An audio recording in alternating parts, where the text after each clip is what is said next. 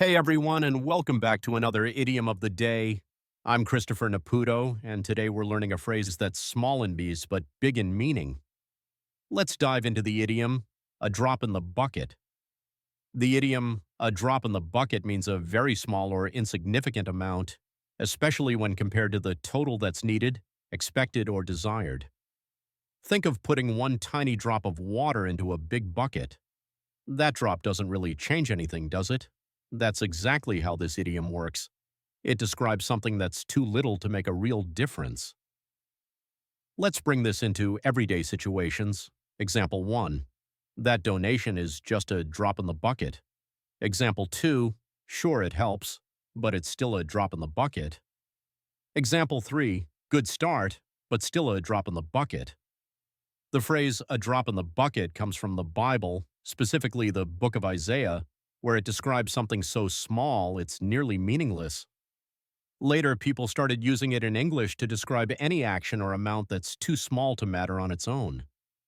The imagery makes sense.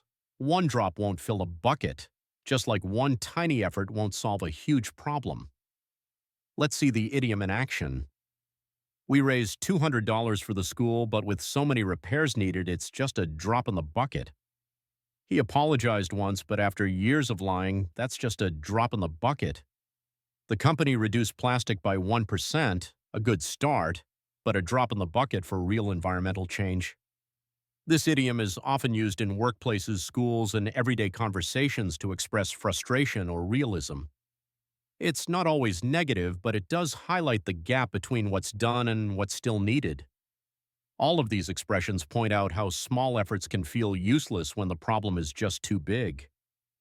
But hey, even a drop can be the first step in filling the bucket. Time for a quick quiz. Choose the best sentence that correctly uses a drop in the bucket. A. She drank a drop in the bucket to stay hydrated. B. That one new book won't fix the empty library. It's a drop in the bucket. C. I added a drop in the bucket to my tea, and the correct answer is B. Only B uses the idiom properly, referring to something that helps but not nearly enough. Now it's your turn. Think of something huge and something small that's being done to fix it. Now make your own sentence with a drop in the bucket. Here's mine. I studied for 5 minutes before the final exam. That's just a drop in the bucket. Now you try, say it out loud or write it down. While this idiom usually points out how small an effort is, there's a twist. A bucket is filled, drop by drop. So yes, your action may feel small today, but keep going and you'll see the difference. Even a drop in the bucket can be the start of something big. Thank you so much for watching today's idiom lesson. This has been Christopher Naputo.